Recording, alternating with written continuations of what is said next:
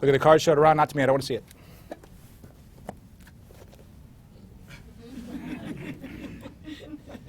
It's my friend Richie.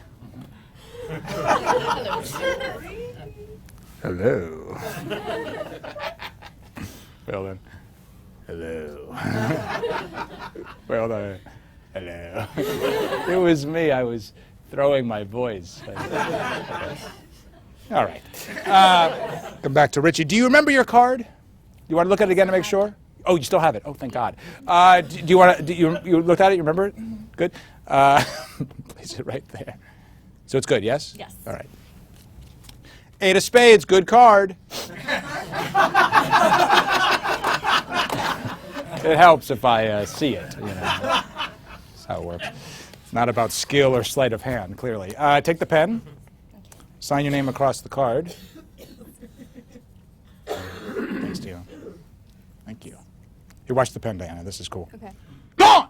Whoa. Look at that. There it is. Wow. I know. It's dumb. It's pretty. It's dumb. All right.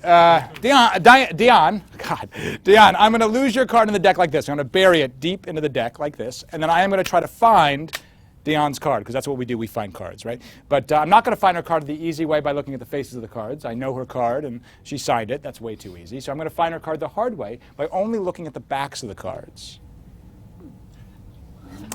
Okay? Obviously, you do not realize how difficult this is. For me, in this light, it's like a cast of glare. Anyway, I'm going to try to find your card by only looking at the backs of the cards. Very hard to do. Very hard to do. Oh, by the way, we have a lot of magicians in the house tonight, and a lot of people that are not magicians but have been here to the Magic Castle. This is a trade secret. So if you know how to do this, please do not give it away. Thanks.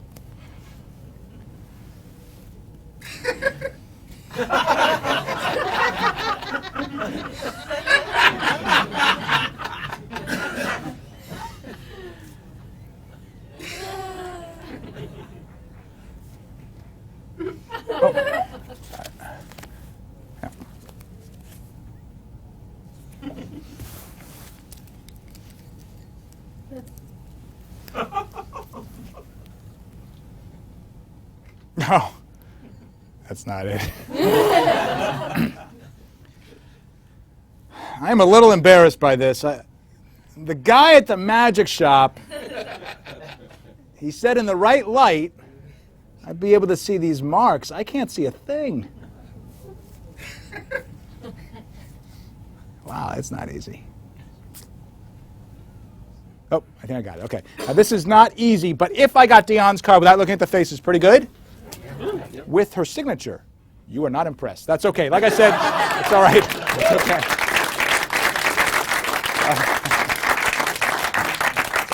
All right. Thank you. Like I said, in the right light, I'd be able to see the marks. This is clearly not the right light. You know what I mean by a deck of marked cards, right? Yes. Backs of the cards are marked and what the faces are so we can cheat. You want to see how mine are marked? Please. You can't tell anybody. Okay. Maybe our little secret. Okay. All right then. All right. All right. All right. That's the thing. Will you be my Facebook friend? Yes. Will you really? Yeah. Really? Yeah. That makes 3. All right. Look really closely, Diana. Do you see the 2 angels on the back of the card? I do. Now look really closely. Do you see the 2 nipples on the end? Yeah, actually. Sir, this is serious, man. Do you see the 2 nipples? I do, yeah. Now look. Yes. Here's how it works. If there are 2 nipples, that means the card is a 2. If there are 3 nipples, the card is a 3. right. What? Yes. If there are 4 nipples, I can't even keep a straight face, but this is true. This is how we mark cards. Right, magicians? Yeah. Yeah. See? See? Yeah, they know. So, as you can see, not easy to locate a card using the nipple method. So I prefer to mark my cards differently. I take my blue cards and I change them into red cards. It's easier to see the marks in there.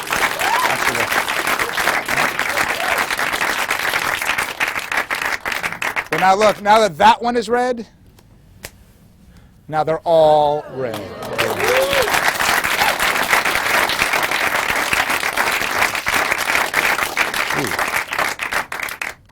Cool. Look at that, huh? Nice.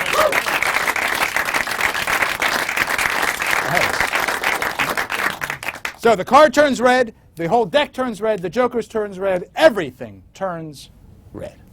Thank you so much. What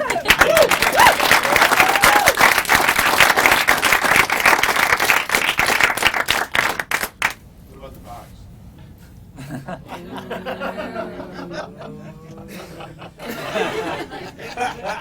That's not enough for you. Who are you? That would be hard.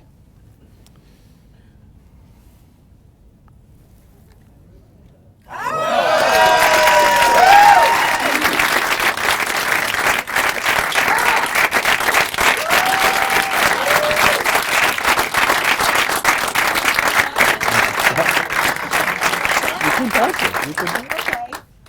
Crazy, right?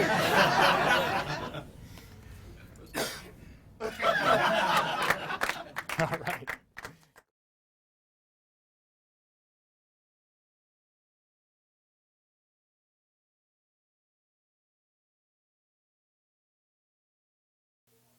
Hi, I'm Jonathan Levitt, and this is C4. Before we start getting into the gimmick and using it in your magic, let's talk about what's inside the box. Now, I know you've already opened the box because you're watching the DVD, but underneath the DVD is the gimmick itself. Now, this is comprised of a couple of pieces, which we'll discuss later in the DVD. But in addition, you have this. It's a card box. It's a normal card box, but I recommend that you keep it in good shape. And we'll talk about why. Underneath the gimmick and the card box are these. These are the stickers or seals that go onto a card box that you can then break. It's up to you whether you use them or not. That's your preference, and we'll talk about that later on. But there is one more piece. Underneath the foam is this piece of metal.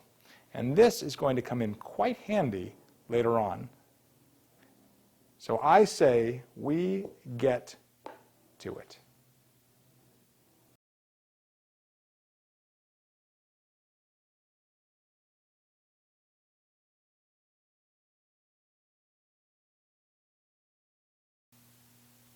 Okay, let's talk about the gimmick itself. Now, this is a color-changing card box, and the way we're accomplishing that is with a card box shell. This is a regular card box. We'll talk about that. This shell has a cover as well, and both the shell and the cover have magnets on the inside, and that allows them to align perfectly, and that's key to this. You'll also notice about the shell, it has blue on one side and red on the other. That's going to help to sell the change. And we'll talk about that later in the DVD.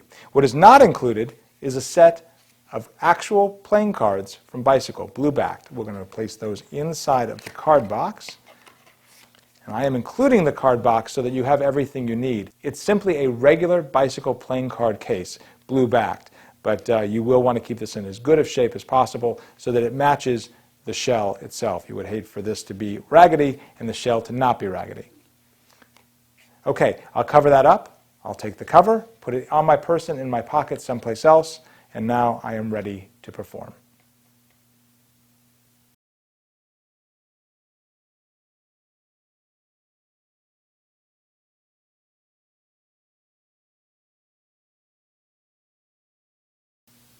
Here, look, I'll start with my red deck of cards. Actually, you know what? This works better if I had a blue deck. Does anybody have a blue deck? Or I have a better idea. I'll take my red deck, change it to a blue deck. And now that I've got that, I just need my pen. I've got my blue deck, and I'm ready to begin. This is a great way to get into any effect, opening with the color-changing card case.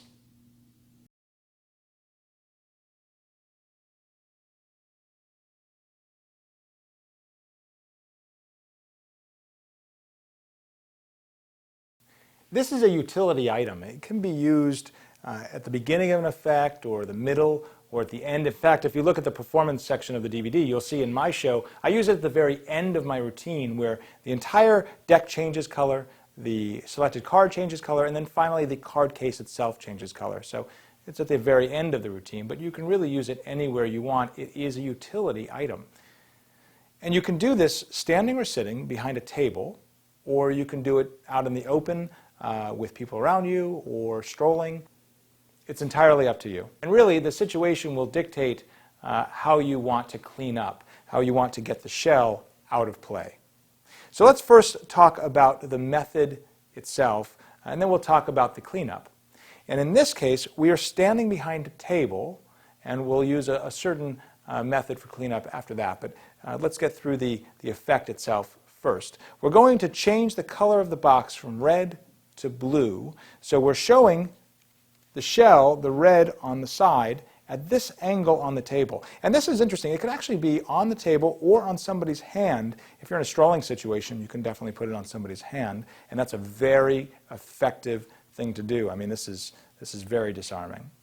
And the shell itself has been cut to precision, so it just covers the card box just enough so that if it sits on somebody's hand or on the table, it will not lift off the table, and it's just deep enough to cover it up. It's really very precise. So I have the card box with the cards inside, so that has some weight to it, which actually does help you. And the shell itself sitting on the table at this angle, so the audience is seeing the red from all sides, at least to their angle. We're going to keep this on the table. This is the card cover in blue that will be hidden on your person somewhere. I'm going to keep it in my right trousers pocket, and I'm going to get it in a very casual way. I'm going to start off a routine, and I'll just casually put my hands in my pocket. It's very relaxed. And then when I'm doing that, I'm going to come out with the card palmed. And this is just a classic palm, and it's a very easy palm to do, especially with this card, because it is a piece of hard plastic. And I can keep that card pinched between my pinky and the base of my thumb. It's a very easy palm with this particular card. So once I come out of my trousers pocket, I'm going to pick up the card case and shell, and I'm doing that with my thumb at the head of the card box and my fingers at the base. And I can pick it all up in one shot. Look at that, okay, with the card palmed. So that's a very natural manner. And when you do pick something up with a card palmed, it does give the appearance that that hand is empty. And when I pick it up, it's a very natural movement to move it to my left hand. And when I'm doing that, I'm just going to rotate it like this. So again, just going to rotate it like this. And that puts us into position to show the blue edge, which is going to reinforce that change. So I pick it up, put it in my hand. That's a very natural movement. And now I'm ready to do the change. The 4 magnets are going to line up from the cover onto the shell. Now, if I were to come close, it would just suck it right in. Okay? That's the beauty of those magnets. They're strong, but they're not too strong. So they're strong enough to attract it and not too strong to not allow you to get a little bit of distance there. So I want to make this a magical moment. I want to give it a nice gesture to make the change happen. I could simply come over with the cover and change the cards, but that's not very interesting. So I'd rather do some sort of magical wave. If I were to come too close, the magnets would want to attract to each other, and that would be very difficult as well. So what I found works quite well in this situation is to bring my hands just slightly together but not touching, and then to wave my hand a couple of times, and then when I'm ready to make the change, I'll come close. And this is the way I'll do it. I'll take my pinky, which has the magnet right here, and I'll position it here on the card box where there is no magnet. That allows me to slide the cover to this position here, and that is not being attracted by the magnets because the magnets are off position. And now when I simply come down on the card box, the magnets will take over and I am done. So at speed, it looks like this. I wave a couple of times, and then when I'm ready, I will make contact, slide over, down, let the magnets do the work, and I've now changed the back of the box. I can simply lift up a little bit to show the blue. That reinforces that this card box has completely changed, and trust me, that will get a reaction. I show my hand empty just for a moment, and I'm done. And one more time, just so you can see it at speed, I wave a couple of times, and when I'm ready, I just come over, let the magnets do the work for me, and I'm done.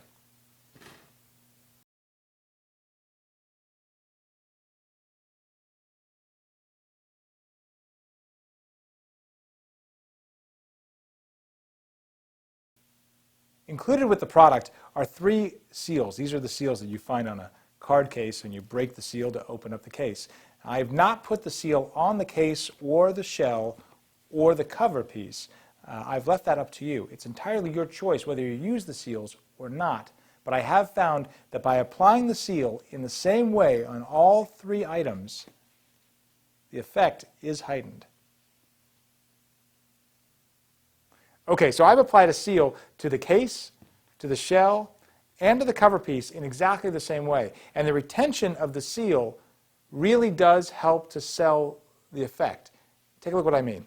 I'm going to put myself in position, get ready, and watch the seal through every phase, through the change,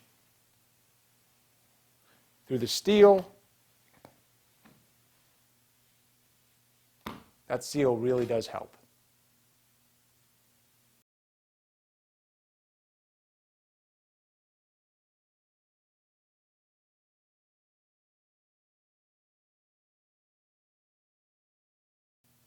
All right, we've just made the change from red to blue, and now we need to clean up.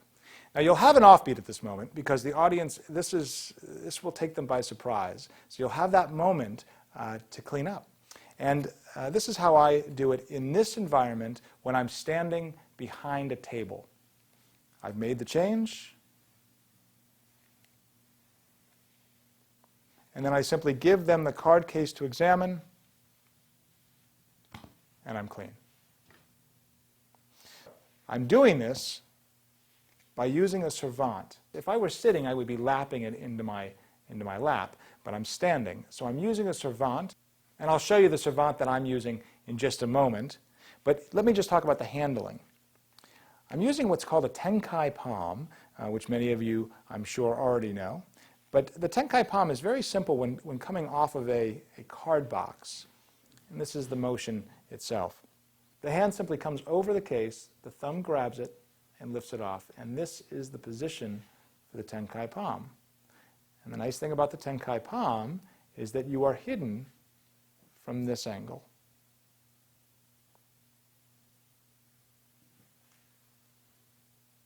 So you're using your hand to protect your sight lines. And because I am behind a table, I can be turned naturally. And if I were to lift that off, this is the position that I'm in. And because you have a retention of the blue of the card box itself, it changes, and then you're immediately lifting that off. And so the audience is seeing the same thing, and they don't realize a switch is happening. That's key. So let me go through that action just one more time for you. I make the change, show it changed, and I pick it up. And because there is weight in this case, I can simply set it on the table, lift off the shell, and then ditch into my servant. So at speed, one more time.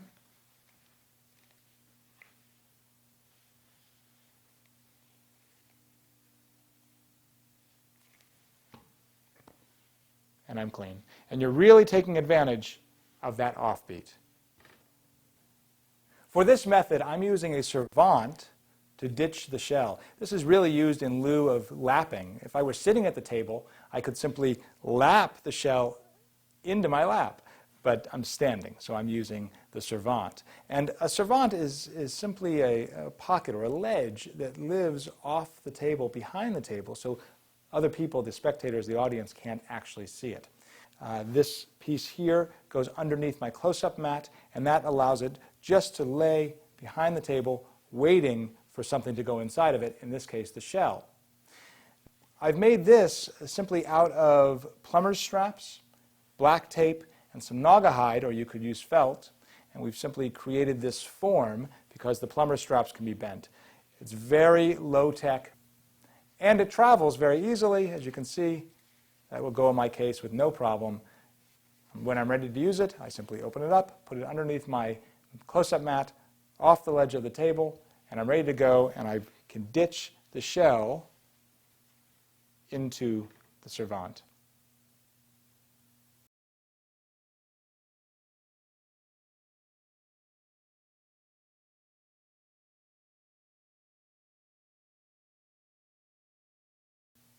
All right, so you're not sitting behind a table or standing behind a table. You can't use your lap or a servante. You're out in the open, you're strolling, and you still want to do this. You can.